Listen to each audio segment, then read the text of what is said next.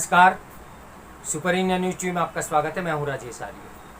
आइए देखते हैं आज का विशेष समाचार। आस्था से जुड़े प्रश्नों पर आतंक का साया। कन्हैया लाल की बर्बर हत्या भारत की सांस्कृतिक चेतना और हिंदू जनमानस को ऐसा घाव दे गई है जो आसानी से नहीं भरेगा। जब से न्यायालय के आदेश पर ज्ञानवापी परिसर में हुए सर्वे में प्राचीन हिंदू मंदिर होने के प्रतीक चिन्ह मिले और शिवलिंग जैसी आकृति मिलने का दावा किया गया, तब से वामपंथी बुद्धिजीवियों और इस्लामिक कट्टरपंथियों ने हिंदू समाज की धार्मिक भावनाओं को आहत करना शुरू कर दिया। किसी ने शिवलिंग की तुलना फव्वारे से की, तो किसी ने सड़क किनारे लगे पत्थरों से और किसी ने परमाणु संयंत्रों से। निसंदेह ज्ञानवापी परिसर का मूल धार्मिक स्वरूप न्यायालय द्वारा ही तय किया जाना चाहिए, परंतु हिंदू पक्ष के दावे को नकारने के लिए आदि विश्वेश्वर से जुड़ी आस्था को इस प्रकार अपमानित करने की आवश्यकता नहीं थी। फिर भी ऐसा ही हुआ। शिवलिंग को लेकर की गई इन भद्दी टिप्पणियों से हिंदू उत्तेजित तो हुए, पर कोई हिंसा पर उतारू नहीं हुआ। ऐसे माहौल में ही एक टीवी चैनल पर बहस के दौरान कथित मुस्लिम बुद्धिजीवी तस्लीम रहमानी की ओर से शिवलिंग को लेकर भद्दी टिप्पणी की गई, जिससे भड़की नुपुर शर्मा ने भी इस्लामिक मान्यताओं को लेकर एक तल्ख बात कह दी। देश में आग लगाने की ताक में रहने वाले कुछ तत्वों ने इस बहस का एक खास हिस्सा वायरल किया। उसके बाद कई शहरों में मुस्लिम समुदाय की भीड़ सड़कों पर उतरी। इस दौरान कुछ शहरों में हिंसा भी हुई। कतर जैसे इस्लामिक देशों की ओर से भारत के इस आंतरिक मामले में दखल देने का प्रयास ने माहौल को और विषाक्त बनाया।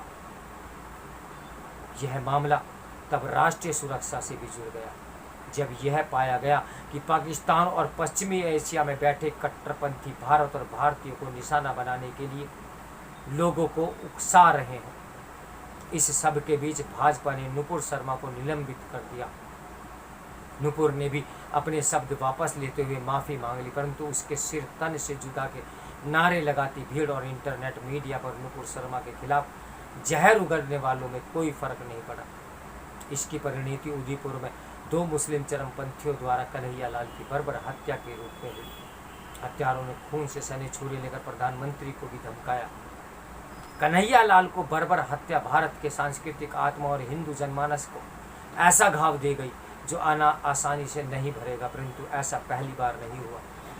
इस्लामिक कट्टरपंथियों ने जब जब हिंदू देवी देवताओं को लेकर भद्दी टिप्पणी की और उन्हें हिंदू समाज द्वारा जुबानी या लेखन के माध्यम से जवाब देने की कोशिश की गई, तो उसे हिंसा और हत्याएं ही झेलनी पड़ी।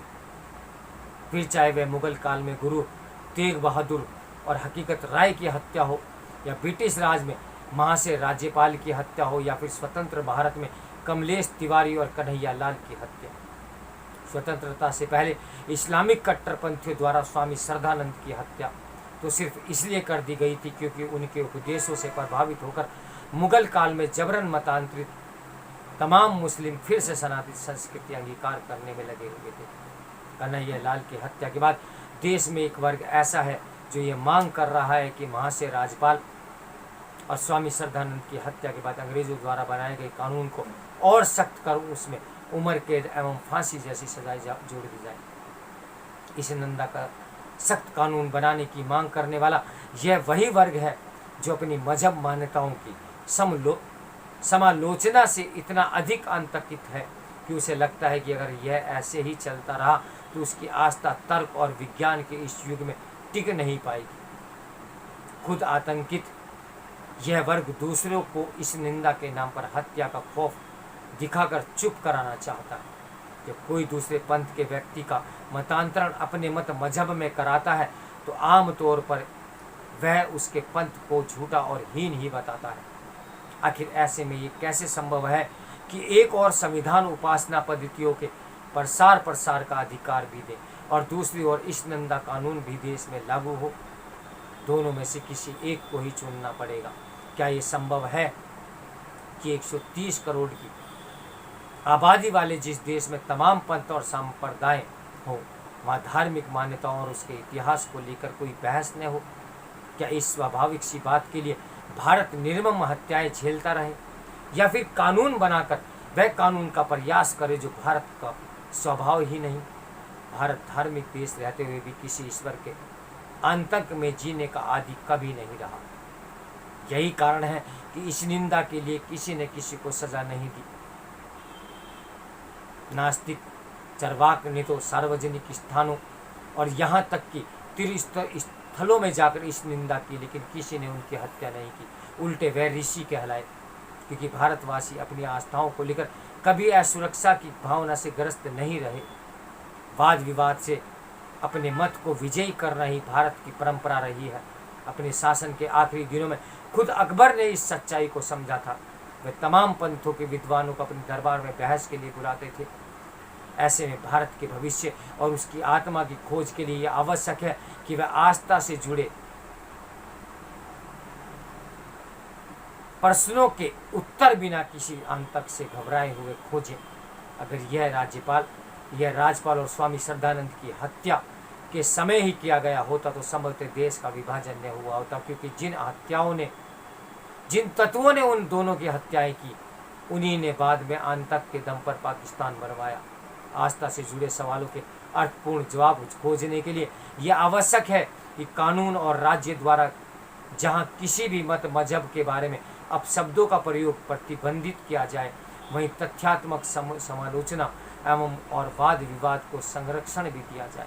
और जैसे सत्य और तथ्य किसी भी मानहानि का कारण नहीं बनते, वैसे ही मत मजहब की तथ्यात्मक समालोचना न तो इस निंदा मानी जा सकती है और न ही उसके लिए किसी को दंडित भी किया जा सकता है। इस समाचार के लेखक हैं दिव्य कुमार सोती। तो मेरे साथ बने रहिए सुपर इंडिया न्यूज़ टीवी की ब्रेकिंग न्यूज़ के लिए। नमस्कार, मैं हूँ राजेश आर्य।